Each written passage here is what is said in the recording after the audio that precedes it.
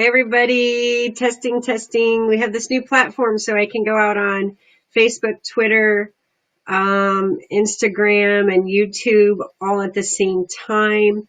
Please forgive me. The caption technology that we used last time isn't working on this platform. And so for those of you who have hearing impairments, I apologize sincerely. I know that last night's debate was a little challenging for you too, and the captions were not easy to read. If you need help with transcribing that, let us know. We have a team of transcribers that have been pretty actively working on our podcast, and so we can put them to work transcribing that if you're not getting what you need. That said, here we are. Got the idea. I was scrolling Twitter after last night's debate. That was really great. Thinking about what questions we didn't get asked. We didn't get asked questions about policing. We didn't get asked a lot of questions about housing and housing affordability. We didn't get asked questions about transportation. We didn't really get asked questions about workers' rights. So I thought what I would do is try to field some of the questions that came in on Twitter and talk about them here. So what we have today is a new Q&A. And I apologize, I'm working off a couple of platforms here in my home office. Someone made fun of me on Twitter yesterday. They said I was too staged, I guess. And I just want them to know that this is the corner of my bedroom. We have made a makeshift TV studio. I know so many of you do have that too. I have a safety lamp clipped to the top of my vacuum cleaner, just to my side here, so that you can see me. But I operate on a pretty shoestring budget, and I think that many of you appreciate my inventiveness and creativity in terms of how we are able to make things come across for you. I remember one debate someone had commented on my fancy wardrobe, but I didn't have the heart to tell her that I had gotten that dress at the thrift store for $7.99 the day before, because it really was a really beautiful dress. Anyway, I thought we would do some Q&A, and this is a great time to follow up. I hope you're all doing well. I know it is rent's due eve, and thousands of you are feeling insecure. I'm here in my house right now. My contracts for this month, the way I've been earning money since I started running for mayor, was helping people design policy trips by talking with other cities and thinking about how we can exchange policies and best practices with other cities, and hosting people who are coming here. So when they say I want to learn about parks or I want to learn about green spaces, I pull those policies and experts together for them, and we have a conversation. My contracts are obviously canceled because people aren't traveling and we're not able to travel. So I have to decide with the little bit of money that I have on hand, do I take the risk and pay my mortgage, or do I save that back for food, or what are our options? And it's a little confusing out there, and I wish there were more clarity from our leaders at all levels. Obviously, we can't expect much from the federal government in terms of making sure that the most vulnerable people are cared for. I hope our leaders at the state, county, and city level can begin to operate with a greater sense of urgency. I am thankful for the emergency supports that are in place right now, and I hope that more are forthcoming. But I want you to know that I'm in this with you and thinking about the hard choices that you have to make as I talk to you. But we'll try to keep it upbeat. It's mostly all COVID all the time, which can be a little challenging because you don't really get to take a break from it. This is our first socially mediated pandemic. And I don't know that we've had something where we were experiencing it so globally and yet so locally, which I think draws into stark relief the challenges that we are facing on other critical issues like climate chaos or even urban affordability, which we know homelessness is not unique to Portland, that cities all around the world are struggling with the same problems that we are. So we'll get right into the questions. The first one's a pretty good one. This one's from Thursday Bram, and I apologize if I don't always have your full name or your name on your driver's license or the name you prefer to be called. I'm just going based on what was on social media. I'll try to give your handle if I can. But the first question came from Thursday Blam. That's at Thursday B. And my question is for all 4 candidates. Many of the folks who are critical to keeping us supplied are organizing to ask for better pay and working conditions. How will you support workers who are taking collective action? This is such a critical question. Even just today, I had to address it in my own life. My daughter started her term at Portland State University, where she's going this year, and she needed an economics textbook. And she said, Mama, the textbook is $60 at any Amazon, non-Amazon retailer, and it's only $35 at Amazon. How do I make this choice? She's lost her job with the closing of our family restaurant. So she doesn't have a lot of money. We're not, particularly affluent. So personally, I didn't really know what to say to her other than I'll make up that difference for you. You still put in the $35 towards your books, and I'll make up that difference for you. But I know a lot of families don't have that option. I know that for many of us, the cheap prices that come from the online retailers are the difference between us being able to have things or not. So I want to talk about where we're all coming from with our purchasing, but I also want to talk about the humanity of the workers who are involved. So many people in our community right now are being negatively affected by this COVID crisis. And it's not just the doctors and nurses who are working in healthcare. It is the people who are working in the Amazon distribution center in Gresham. I know I saw one comment on social media where a worker there was trying to get a TriMet bus home and did not have cash fare, and so was denied boarding. I haven't been able to, double check and know whether that was a true account. I was unfamiliar with the person reporting it. But even if there's a possibility that that's happening, we need to be thinking about making sure that our vulnerable workers are taken care of.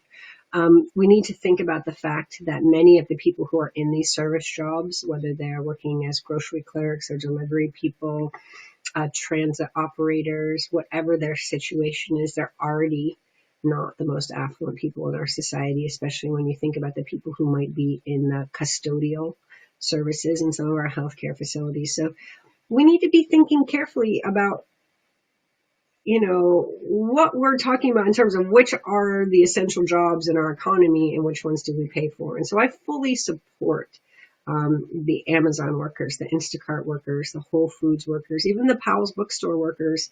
A lot of them didn't have health insurance to begin with, but many of us are learning right now that having your health insurance connected to your job is actually not an ideal scenario, as people are losing jobs all over this nation right now. So we need to think about what that looks like. I hope that moving toward Medicare for all is something that we can talk about.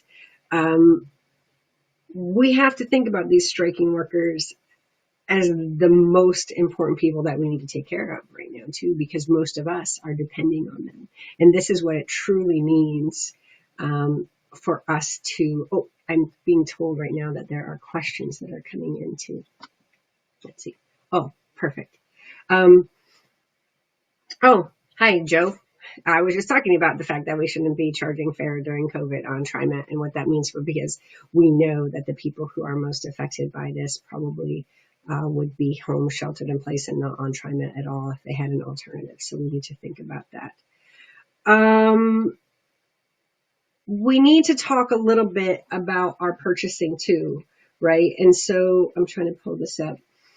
I think that they had come up with, we're going to try and pull some resources together for you on the campaign of what your options are locally, right? We need to be thinking carefully. We say there's no ethical consumption under capitalism, and there's a long dialogue that we can get into in terms of how we change systems, whether from within them or outside them, whatever. But I do hope that each of us is thinking carefully about how we spend our dollars and where, and that we spend as much of that on local purveyors as possible. I know that my daughter and I are going to start getting our produce from a CSA so that we can do that. We're going to take a walk to the corner store. That's a little grocery to help spend a few dollars there. Maintain social distancing. But for those of us who don't have to have delivery service, something to think about is whether or not you need to have every single thing delivered, whether through careful meal planning or coordination in your family. You can make fewer trips to a single place and save that delivery service for people maybe who don't get out and aren't as able to get to the store. For those of us who are able to move about the city relatively effortlessly. I was just in a house party, a virtual house party on my campaign with someone who has been on Social Security income for 2 years with a major health condition and is qualified as disabled now, for whom that delivery service is pretty essential. So thinking about trade-offs whenever we're doing things, we have to be very careful about that. I know there's also been some conversation on the internet around SNAP benefits and what does it mean for people as their benefits come in at the beginning of the month.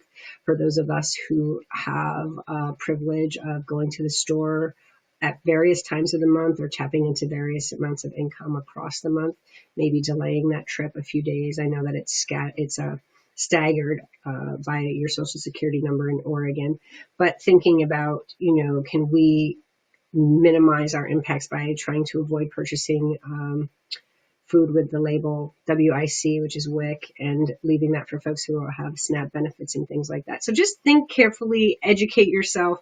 We'll try to get some resources up on our social media about ways that you can be a part of that, and also think carefully about educating me. I'm certainly not expert at this.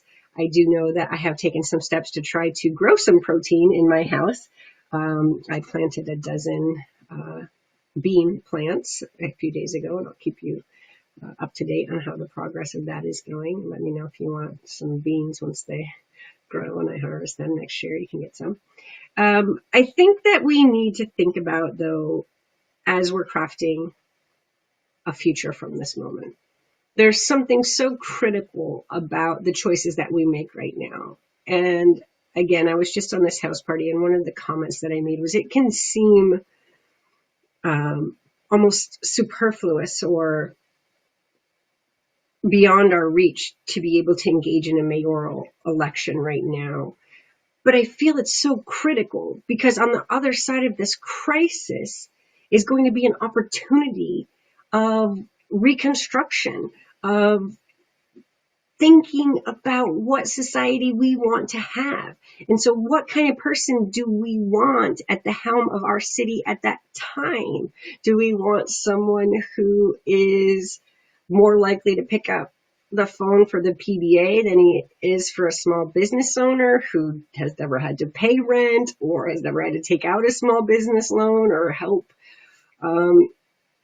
his kid bridge the gaps in textbook purchasing? I just feel like at this critical time, having someone who is really connected to how everyday Portlanders are struggling is going to make sure that the solutions that we carve out on the other side of this crisis meet the needs of everyday Portlanders. So we'll talk about that. Let's get into some of these questions, though. This is going to be really fun. Some of these, I tried to sort them by category, and again, I apologize if I didn't get them all in. But here's the first question, and I'm sorry I didn't capture who sent this question in, but I think it might have been Dan Brown. Mayor Wheeler, 2 years ago, 90% of Portlanders supported campaign contribution limits of a $500 maximum. Yet now you accept $5,000 contributions from individuals and $10,000 from corporations. How do you justify this? Well, that question wasn't really for me. But I think that what we need to talk about in terms of campaign finance caps, again, is this notion of who do we trust when they are in office? The question came up last night is how do you rebuild trust in government? And I think that this notion that 87.4% of Portlanders asked for campaign contribution caps and that I'm the only candidate in the mayoral race who's actually adhering to them says something.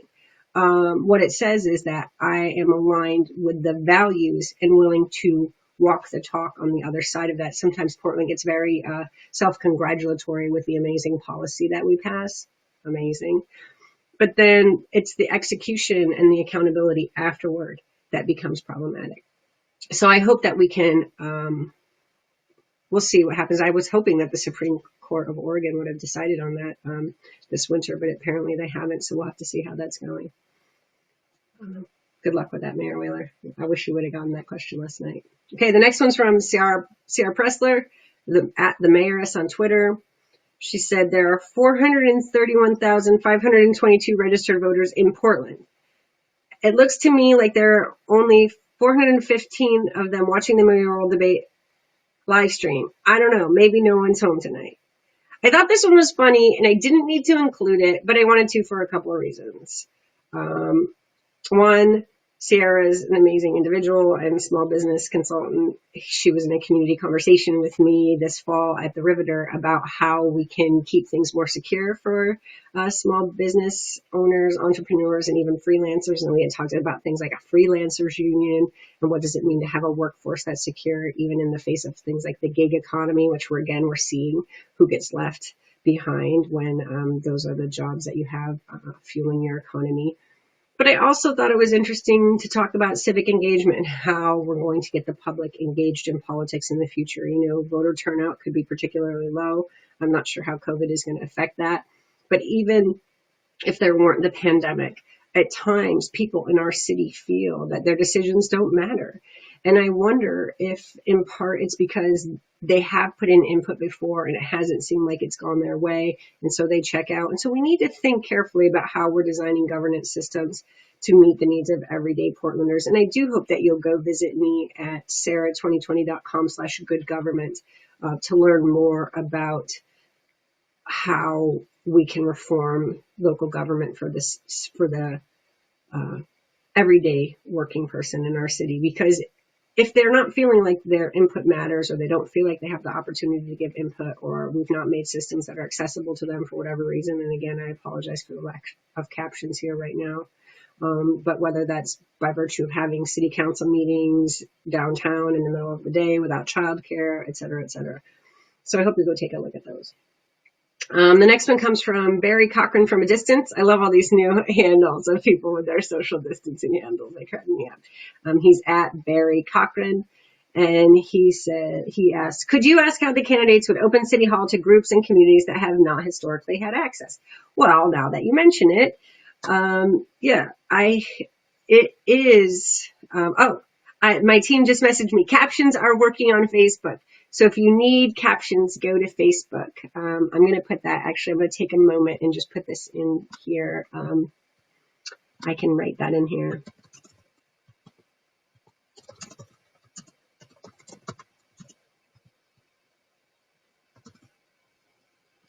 I love this new app. It's pretty cool.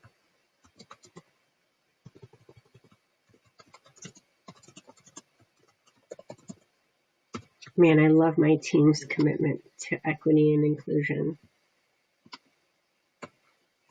They're going to get mad if I don't put in I guess people can find us on, they know how to find us on Facebook, huh? Sarah from my own Facebook. I lost my train of thought. Would you ask candidates how they would open City Hall to groups and communities that have not historically had access? I mean, this is a perfect example, right? We're just not built to make sure that this is working for people who are at the margins of our city. This is working for people who are normatively abled and economically viable and, feeling pretty stable and at the center of our society. There's some ideas I've had with regard to what we need to do to decentralize City Hall. I do think that we're going to need to think about incentives, especially for what it would mean for us to have a satellite civic center, potentially. There's been talk over the years of where that should go. I do think getting some of the city bureaus, at least into satellite offices, things like even the community safety hubs, decentralization is going to be key for us. I'm not even a fan. I really hate the metal detectors and security at the front door of City Hall right now. It makes me so mad every time I have a meeting or I want to attend a city council meeting in there, because what if I was an undocumented Portlander? I would not go into that building. If I was a Portlander of color, Black Portlander, I would not want to interface with those security people. I mean, I bring a lot of white privilege to my movement around the world, and I can't even imagine having to go through that. Just to engage with your local government. It's nonsense. So I can't wait until I'm elected to take that out. And then if individual offices feel like they need security, then they can maybe pull that out of their own budgets. I don't know. But I think that we even need a different security model in our building. I think we need to have the meeting structure differently. We need to think differently about how we engage the public across platforms, digital, face-to-face, by all these different media. Again, the COVID crisis is laying bare all of the insufficiencies in our current engagement models. But at the same time, as we fix them, I don't want us to just use duct tape and the hot glue gun to bring things back together. I want us to think carefully about crafting a more sustainable future through innovation, civic innovation, and how we can use different digital platforms. And why aren't we all connected on a single app as Portlanders right now? So when there's emergency messages coming out, and is that part of the 311 system, or is that different? Like, how do we need to engage is a question that we're going to need to talk about as we move through the charter review process, in addition to talking about how we elect people and how we decide how the votes are counted, which is a question that someone had. It wasn't on Twitter, but it was about me mentioning last night star voting, or there's ranked choice voting, or what would it mean for us to not have to be like, oh, Sarah's my first choice, but this other candidate would be my second choice, or this other candidate's my first choice, and Sarah's my second choice, so people don't have to hate on each other all the time would be nice. I would love to see some of that. And it's also one of those ways that we can get new voices into City Hall until we rethink of the districting and how we're going to set up the city council. My publicly financed election, I think, is one of those ways as well. Let's see, what other questions do we have? Thanks for that good question, Barry. Oh, salt, fat, acid, yeet. The midwinter of Erica's discontent. Oh, thanks, Erica. You still have the 13 seconds hashtag up there. Rest in peace, Coben Henriksen. For the non-Wheeler candidates, she asks, since he's pretty much avoided East Portland at all costs. You're relentless. What will you do better than Ted Wheeler when it comes to East Portland's people, issues, and needs? I was living in East Portland recently for almost 2 years. I lived at 148th and Powell. The rent there was too damn high. Most people, I think, who live close to the city center don't understand that it's not cheaper to live in East Portland anymore. That rent there was $1,800 a month. Ugh. And I lived along the number 9 bus route. And the next one over was then it was the number 4, now it's the number 2, the division bus. So I had actually used some of my planners' mindset to build myself a little 20-minute neighborhood there in East Portland at the intersection of 148th and Powell. There was a little market, an Asian market within walking distance, and there was a Fred Meyer over at 148th and Division. And I thought, oh, well, I'll just ride my bike to the max, and boy, oh boy, won't I be to my job at Portland State University pretty quickly. Well, here's what happened to me there. Within about, I want to say it was a month to 6 weeks max, I stopped riding my bike. And I'm an intrepid cyclist. I'm that person who does all the crazy things that sometimes motorists get mad at, right? So I'm this intrepid cyclist, and I refused to ride my bicycle in East Portland. And that's saying a lot. So we have to make sure that active transportation is safe out there. Too many people die walking and riding their bicycles in East Portland because there's not safety infrastructure. The roads, we call them stroads in transportation, are too wide. The cars go too fast. There's too many curb cuts. We do not have active transportation infrastructure in place in East Portland, so kids can't even walk to school. Some of the things like the Rose Lane Project, thanks Commissioner Udaley and PBOT. April Burleson did a really nice job bringing the community together on that out of PBOT. Are great. That bus ride on the number 9 bus in peak traffic used to take 90 minutes. Not in peak traffic. It only took 45. So that wasn't too bad. But even thinking about, can we make sure the buses are moving across the city? One of the things that we don't talk about much, if you're a person who happens to live closer to the center of Portland, is the fact that bus service is total crap in East Portland. And yeah, I said that with a nasty face, because once you get across 122nd, you don't even have a high frequency bus, and the city goes on for 50 more blocks. And they put the new one in at 164th, and it runs every hour during 9 to 5 business hours. It's bananas. I actually think it's a huge opportunity. Again, this notion where, and I can touch my face because I'm socially distancing in here, but, living in a place where you have to drive means that we're not going to meet our climate action goals. And it's not equitable. First of all, our poorest Portlanders are already riding on transit. And the next level up of working class people one automobile repair and they're toast. A new clutch, $1,200. A tune-up is probably like, I don't know, what does it cost? Like $100, $200? Somebody tell me. I'm sure you're going to talk about how ignorant I am of these things. Parking, you get a parking ticket. Now you're like at $100 a day or whatever in terms of by the time you pay for the parking and then pay for the parking ticket if you miss it. So we have to really grapple with the fact that private automobile ownership is pretty regressive for people who are not making like at least median household income. And what does that mean for us? We have to think carefully about that as we think about how we make investments in our road and how we talk about that. So East Portland transportation, housing affordability, displacement's a huge one, especially I heard a lot from the teachers in East Portland. Families are being moved around because we have not put robust transportation or robust anti-displacement measures in place. We have high levels of disruptions in the schools. It didn't help when Mayor Wheeler cut the youth pass to East Portland. Park Rose and David Douglas weren't able to make that up even after Portland Public Schools was able to bridge the gap for their kids. So we're building inequity through municipal decision making like that.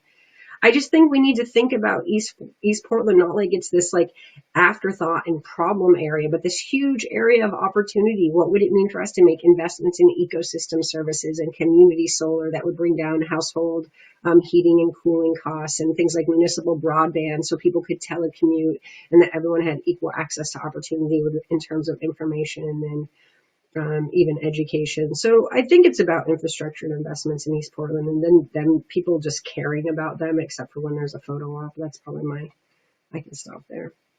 It's going to be harder. This is going to take a lot longer without a timekeeper. I'm sorry.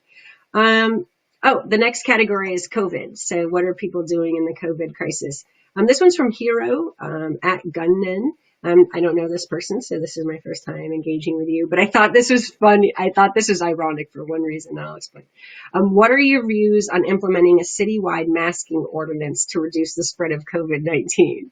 For those of you who've been watching how I deal in the streets and the notion that I ascribe to this hashtag everyday anti-fascist, and I've been showing up to drive out the Joey Gibsons and the Patriot Prayer and the Proud Boys and all these toxic white dudes, essentially, not all of them, but the mindset is of toxic white dudes. Definitely toxic masculinity and white supremacy and white nationalism. I think it was Chief Outlaw who had just proposed before she left a citywide demasking ordinance is why I put that in there. And when I saw that, I was like, hell no, because that's about facial recognition technology and surveillance and demobilizing community action against white nationalists largely. So I just thought it was interesting that there was a citywide masking ordinance proposed maybe to reduce the spread of COVID-19. I don't know if we need to go that far. This seems like it's the kind of thing that we could accomplish through a public education campaign. My daughter has asked me if I'll teach her how to sew. Some of you may know that I'm pretty crafty and I like to sew.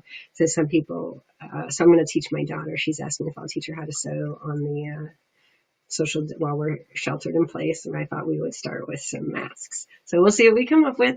You can put in your requests, I guess. We'll try and get those out and about. But I do think the idea, when I was in Asia, I lectured in Seoul a year ago. I went to 6 cities in Seoul, and I pretty much everywhere I went after SARS, they just wear them as a matter of practice. So I think as Americans, we've been pretty isolated from what maybe these outbreaks are like in ways that we actually just have to change our habits for the future.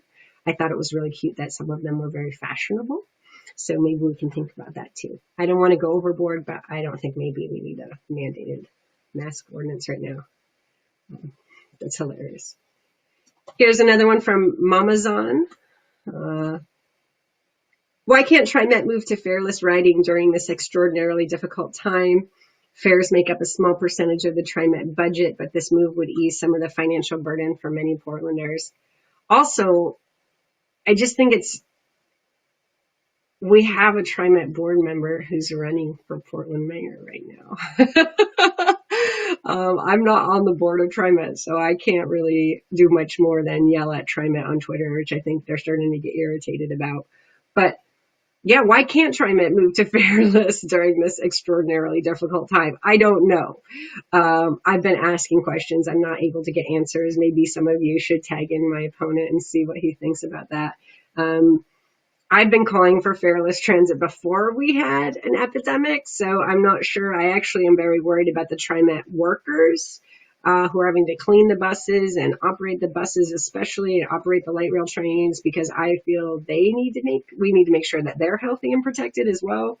So yeah, I'm not bullish on TriMet right now, which is sad because I came to Portland because I heard the buses were free. That is literally what brought me to this town.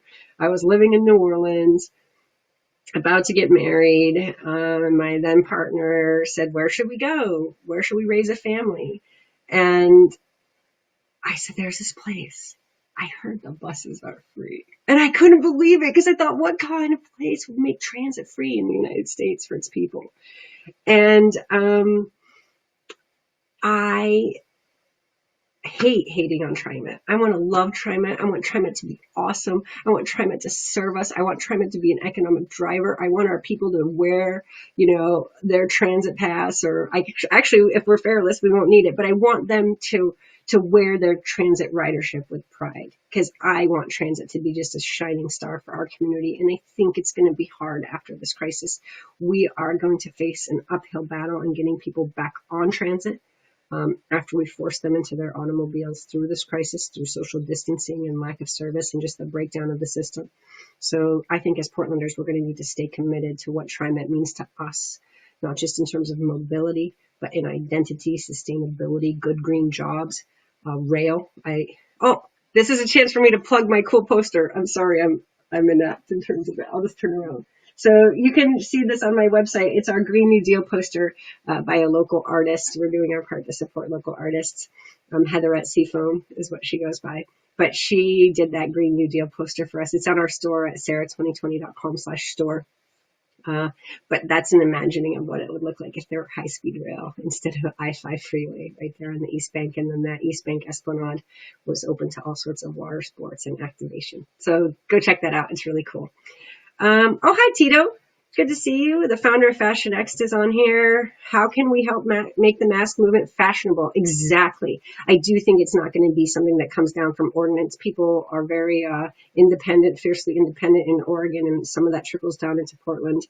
And so I think that fashion is the way to do it. Think about the Bike Town bikes where we do the contest. I think collectively public outreach where we are distributing maybe the mask directions, how to DIY one. I saw a cool one with a bandana where you take it and fold it in half and put hairbands, and then you can put it across your face.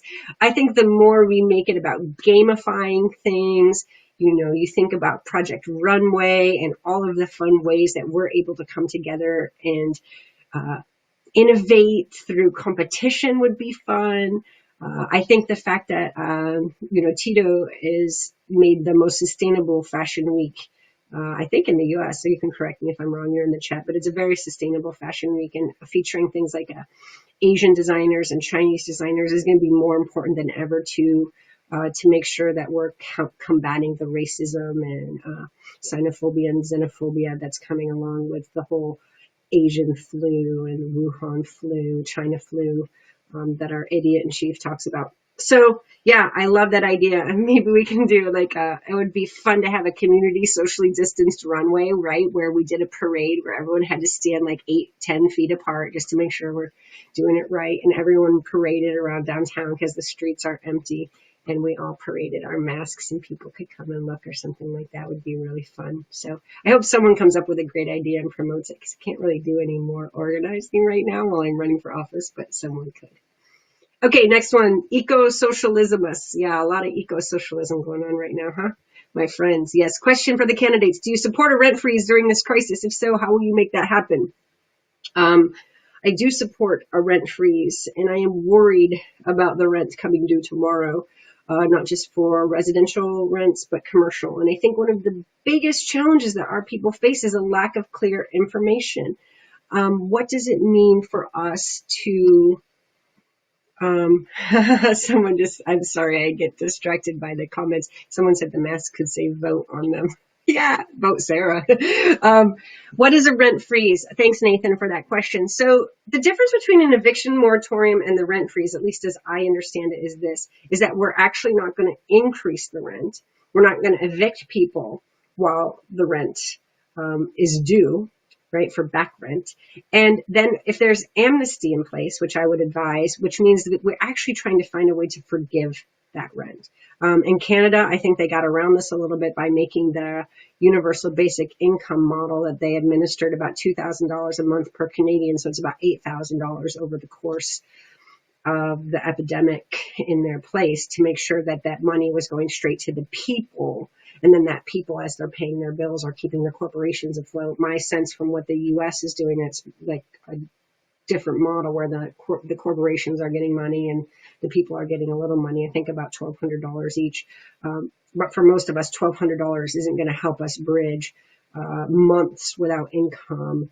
And then how do you pay that back? I know that if I didn't pay my mortgage in 3 months, at the end of that 3 months, I wouldn't have the money to pay what I owe. So we need to have clarity from our leaders. And a lot of this is about scaled problem solving. It's about knowing what a mayor can and can't do, but it's also about having the courage to step outside those boundaries. So when we got asked something, I pushed the mayor a little bit last night on a commercial eviction moratorium, because in some ways the commercial leases are even less forgiving than the residential. And so what would it mean for us as a city to backfill that somehow while we're waiting for help, either from the state or the feds, or even clarity? Where's the hotline at the city level? So if you're someone who's at risk of getting evicted because you're back on rent, we need that emergency triage, which is why I did that line about the wartime consigliere, not a bureaucrat. This is no time to be,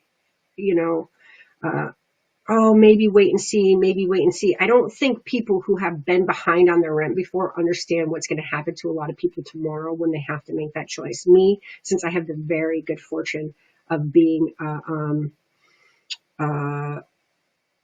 homeowner, I was able to buy my home finally 2 years ago in 2018. And so it takes a lot longer for me to get foreclosed on than it does for renters to be evicted. And this is where if we had more robust tenant protections in place.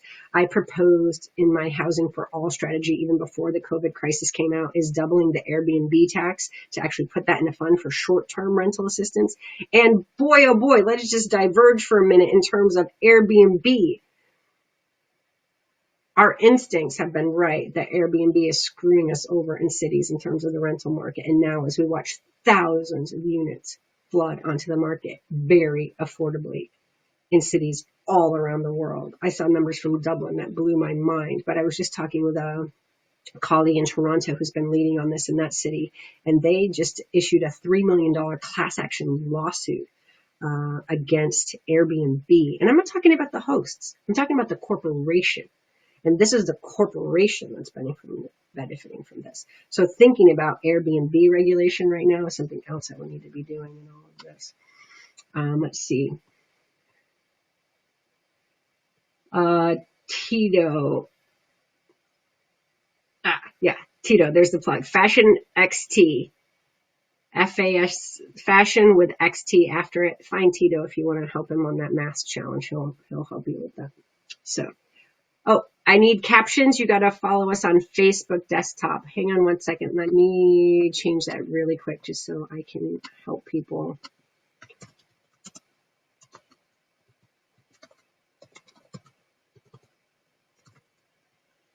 Y'all see my typing face. Everybody's learning each other's typing faces these days.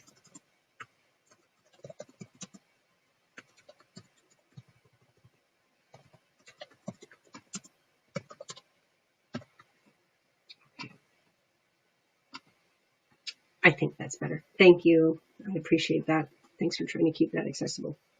Okay, back to the chat and to the questions that we have.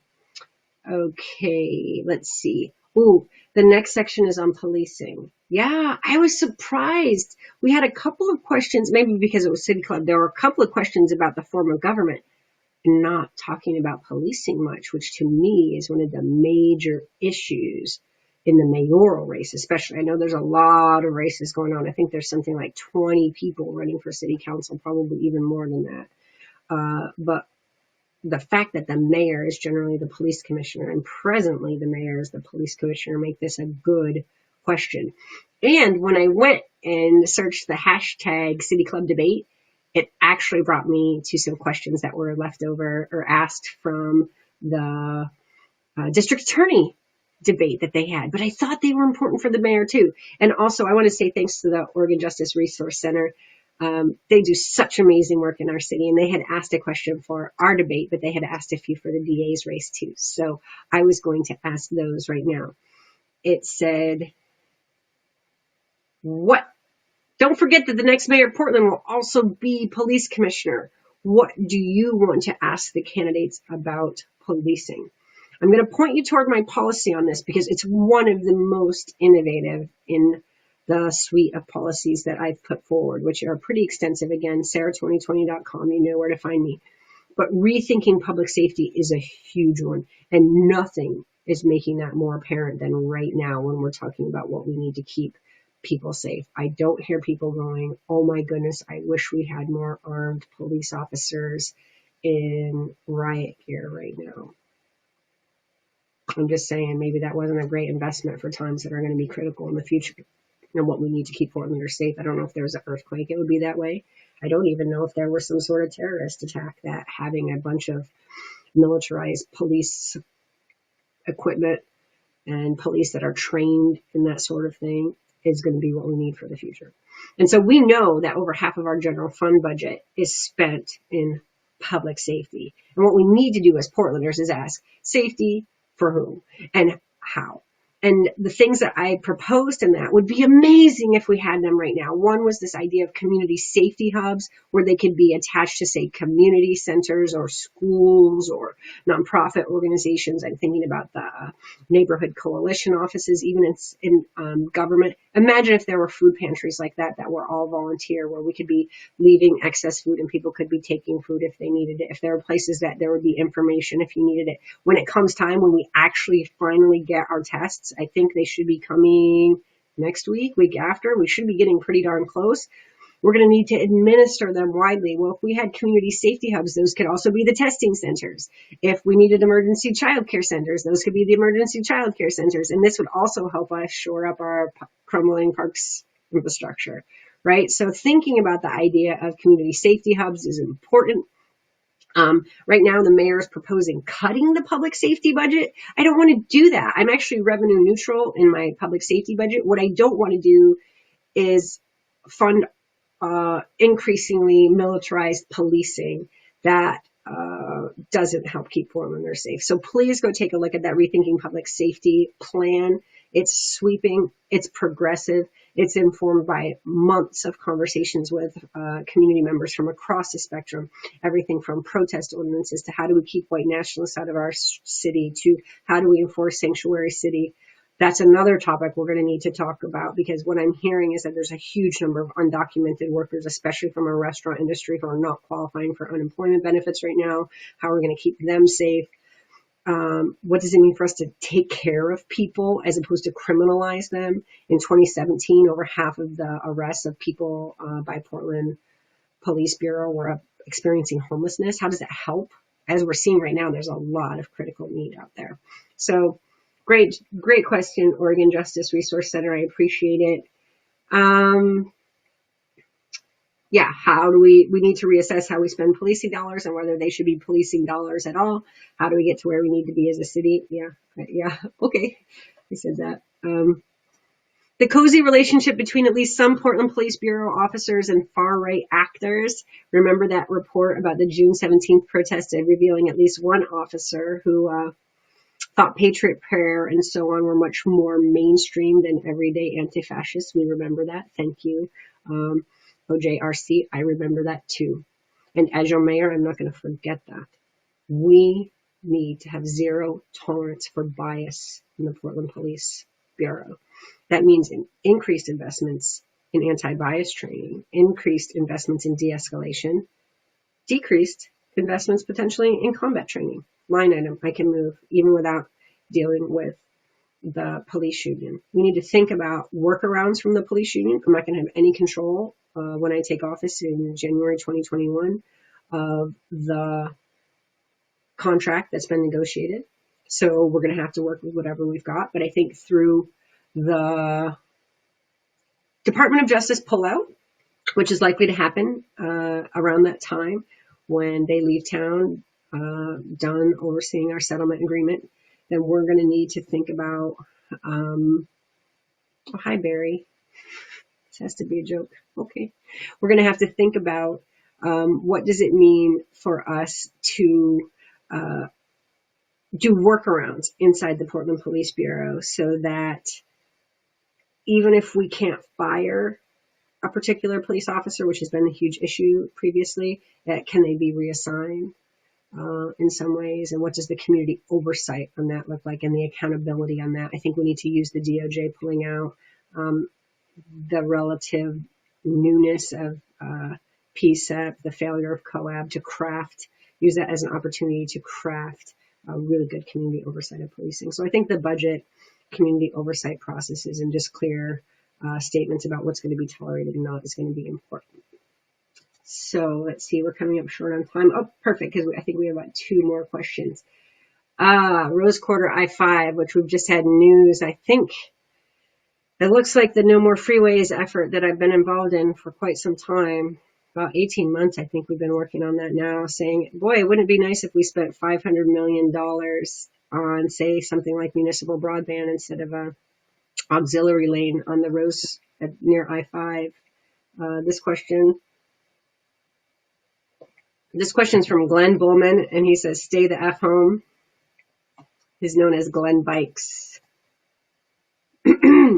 Please ask, how do candidates feel about spending $500 million, he said $500 billion, but I think it means $500 million, on Rose Quarter Freeway expansion, which will simply induce more driving, leave us with the same traffic congestion and less money to actually address mobility in Portland?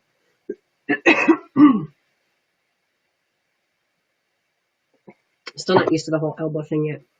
So, yeah, I really think that is the question, right? Should we be spending money to expand the freeway at the Rose Quarter when really what we need is active transportation, infrastructure investments, other safety infrastructure investments in places, especially where Vision Zero is an issue. And we've seen high rates of fatality, especially along Lombard and Columbia corridor and in East Portland, out here on 82nd Avenue and toward the Clackamas County line. There's a lot of things also when we talk about congestion.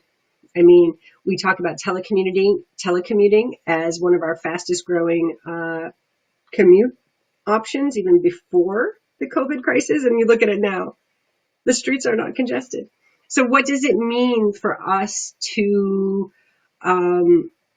think creatively about telework as a congestion mitigation strategy that, again, with things like municipal broadband, we could pretty easily implement so that people could work from home more. There was a lot of, I think, employer limitations around who could work from home and who couldn't. And I think this COVID crisis with shelter in place is really going to show us who can telecommute. And boy, wouldn't that be great for people who are caregivers, who need flexibility in their hours, for people who are working multiple jobs.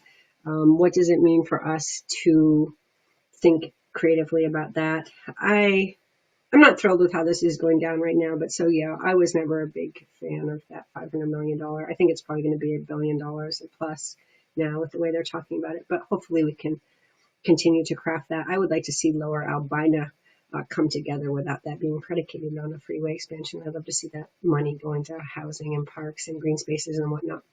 So I think that's it, unless anybody has any other questions. We got in and out in under an hour, which isn't bad. It's a good little bit of time. A couple of things underway. There's a lot of phone banking opportunities. You can volunteer, sarah2020.com/volunteer. You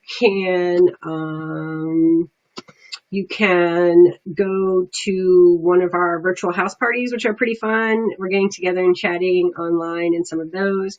You can do some of our socially distributed organizing, which means you become a team leader right from your own home, doing virtual canvassing. So once upon a time, we would have gathered in a park with donuts and coffee on Saturday morning, and everyone would have gone out to knock on doors. Well, you can do that in your own house with your own donut, whatever, but you're going to gather people virtually and knock on doors together through your phones. And so you can go to sarah2020.com to volunteer. We're going to be delivering lawn signs. Now, I know this might seem silly to some people, but lawn signs matter in a municipal race. Name recognition matters, and a lot of people have heard Ted Wheeler's name before. He's in the news a lot. He's in the news right now. And so even those red lawn signs with my name on them, if you're a Sarah supporter, that signals to your neighbors, maybe, oh, well, if my neighbor's voting for them, maybe I should. And also it just helps increase my name recognition. So it's more likely that people check that box next to it, or it's actually a circle. Fill in that circle on the ballot next to it when the time comes. Also, I know many of you are struggling financially right now, and it means that our campaign fundraising has just really dropped. We're okay through that. Fortunately, we did a bunch of fundraising in 2019. We've been doing this since July of 2019, long before there was an epidemic on the horizon. So we are going to be okay, but it's going to be harder for us to beat Ted Wheeler without money.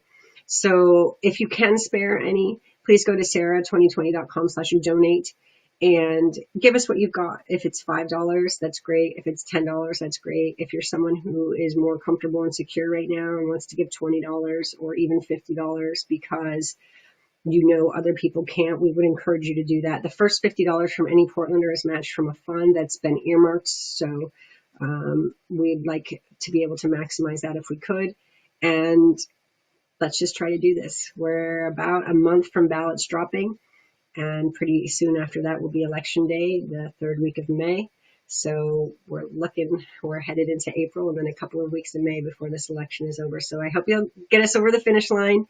It's been great talking with you tonight. Thanks to all of you who tuned into the debate last night.